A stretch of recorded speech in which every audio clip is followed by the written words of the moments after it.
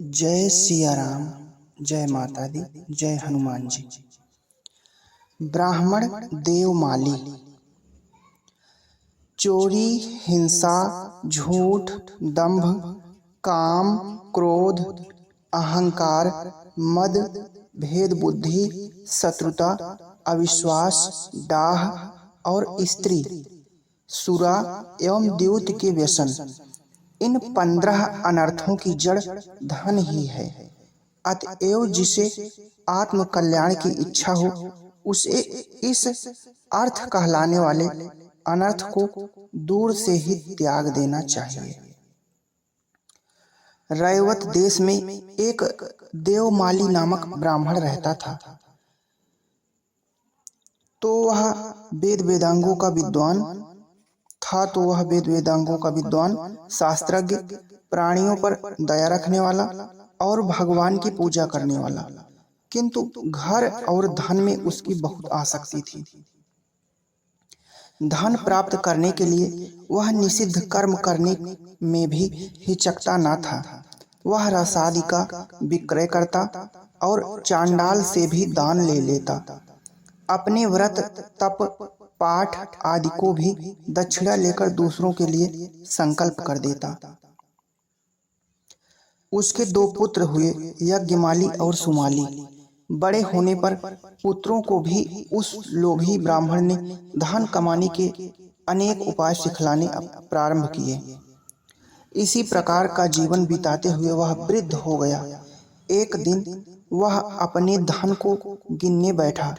करोड़ों सोने की मोहरें गिनते गिनते वह पहले तो बड़ा प्रसन्न हुआ, फिर उस धनराशि को देखकर भगवान की कृपा से उसके चित्त में विचार का उदय हुआ। वह सोचने लगा, अहो, अच्छे बुरे नाना उपायों से मैंने इतना धन एकत्र कर लिया। यह धन एकत्र करते करते मैं बूढ़ा हो गया, फिर भी अभी मेरा लोभ नहीं गया। अब भी मैं अपने घर में सोने का पर्वत देखने की तृष्णा से दिन रात जल रहा हूँ। लोग कहते हैं कि धन से सुख होता है, किंतु इस धन ने मुझे क्या सुख दिया। बाहर से मैं भले सुखी दिखता हूँ, पर मेरे हृदय में तो तनिक भी चैन नहीं है। मैं तो रात दिन तृष्णा तथा चिंता की आग से जला करता हूँ। यह धन की तृष्णा ही मेरे क्लेशों का कारण है। जिसको तृष्णा है वह कुछ पा जाए तो उसकी तृष्णा और बढ़ती ही है। बुढ़ापे में नेत्र, कान, हाथ, पैर आदि सब इंद्रियां और शरीर तो दुर्बल हो जाता है, किंतु तृष्णा तो और भी बलवान होती जाती है। जिसको धन की तृष्णा है वह विद्वान होने पर भी मूढ़, शांत होने पर भी क्रोधी और बुद्धिमान होने पर भी मूर्ख है। धन के लिए मनुष्य बंधु बांधवों से शत्रुता करता है, अनेक प्रकार के पाप करता है। बल, तेज, यश, विद्या, शूरता, कुलीनता और मान सभी को धन की तृष्णा नष्ट कर देती है। धन का लोभी अपमान और क्लेश की चिंता नहीं करता, पाप को पाप नहीं गिनता। वह अपने हाथों अपने लिए दुख और नरक का मार्ग उत्साह पूर्वक बनाता है। हाय हाय, मैंने धन की तृष्णा में पड़कर सारी बहुमूल्य आयु नष्ट कर दी। मेरा शरीर जीर्ण हो गया, पाप बटोरने में ही मेरा जीवन लगा। इस प्रकार पश्चाताप से ब्राह्मण व्याकुल हो उठा। वह भगवान से अपने उद्धार के लिए प्रार्थना करने लगा। पश्चाताप एवं भगवान की प्रार्थना से हृदय में बल आया। ब्राह्मण ने शेष जीवन भजन में लगाने का निश्चय किया। उसने स्वयं धन कमाया था, अतः आधा धन अपने पास रखकर शेष आधे में से दोनों पुत्रों को बराबर बराबर दे दिया। अपने भाग के धन को उसने मंदिर, सरोवर, कुएं, धर्मशाला बनवाने, वृक्ष लगवाने, अन्न दान करने में व्यय कर दिया। इस प्रकार अपने अपार धन को संतकर्म में लगाकर वह तपस्या करने बदरिकाश्रम को चला गया। बदरिकाश्रम में देवमाली ने पुष्प फलों से सुशोभित सुंदर वृक्षों वाला एक आश्रम देखा। वहां शास्त्र चिंतन में लगे भगवत सेवा परायण अनेक वृद्ध मुनिगण निवास करते थे। मुनियों के बीच में एक परम शांत तेजःपुंज महात्मा भगवान की स्तुति कर रहे थे। देवमाली ने उनके चरण पकड़ लिए, मस्तक रखकर प्रणाम किया।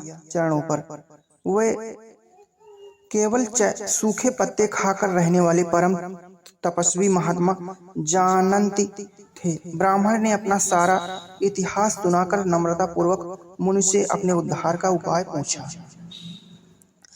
महात्मा जानंती ने कृपा करके ब्राह्मण से कहा, तुम नित्य निरंतर भगवान विष्णु का ही स्मरण और भजन करो। किसी के दोष मत देखो, किसी की चुगली मत करो, सदा परोपकार में लगे रहो। मूर्खों का साथ छोड़कर श्री हरि की पूजा में ही लगे रहो। काम, क्रोध, लोभ, मोह, मद, मत्सर को त्याग कर सभी प्राणियों को सर्वथा अपने समान समझो। ना तो कभी किसी से कोई कठोर वचन बोल कहो और ना कोई निर्दयता का व्यवहार करो। डाह, परनिंदा, दंभ और अहंकार को सावधानी पूर्वक छोड़ दो। सभी प्राणियों पर दया करो। सत्पुरुषों की सेवा करो। जो पापी हैं उन्हें पाप से छुड़ाने का प्रयत्न करो। उन्हें धर्म का सच्चा मार्ग बतलाओ। प्रतिदिन आदर पूर्वक अतिथियों की सेवा करो। पत्र, पुष्प, माला, फल, तुलसी आदि से प्रतिदिन नियम पूर्वक भगवान नारायण की पूजा करो। देवता, ऋषि तथा पितृगणों के लिए यथा समय विधि पूर्वक हवन, तर्पण तथा श्राद्ध करो। एकाग्र चित्त से भगवान के मंदिर को स्वच्छ करना, लीपना, पुराने मंदिरों का जीर्णोद्धार करना, मंदिर में दीपक जलाना आदि तुम्हारे समस्त पापों को दूर कर देंगे। भगवान की पूजा, भगवान की स्तुति, पुराण श्रवण, पुराण पाठ और शास्त्रों का, वेदांत का प्रतिदिन अध्ययन करना चाहिए। इन उपायों से शीघ्र ही तुम्हारा चित्त निर्मल हो जाएगा। निर्मल चित्त होने पर उसमें स्वयं ज्ञान का उदय होगा और तब तुम्हारे सभी दुख दूर हो जाएंगे। तुम्हें परम शांति प्राप्त होगी। मुनि जानंत की आज्ञा मानकर देवमाली साधन में लग गया। कभी कोई शंका होने पर वह गुरु से पूछकर संदेह दूर कर लेता। इस प्रकार श्रद्धा एवं दृढ़ता से नियम पूर्वक साधन करने से वह शीघ्र निष्पाप हो गया। उसका हृदय निर्मल हो गया। भगवान की कृपा से उसे बोध प्राप्त हुआ। अंत में गुरुदेव की आज्ञा से वाराणसी, काशी में आकर देवमाली ने भगवान का परम पद प्राप्त किया। जय सिया राम, जय हनुमान जी, जय माता दी, जय सिया राम, जय सिया राम।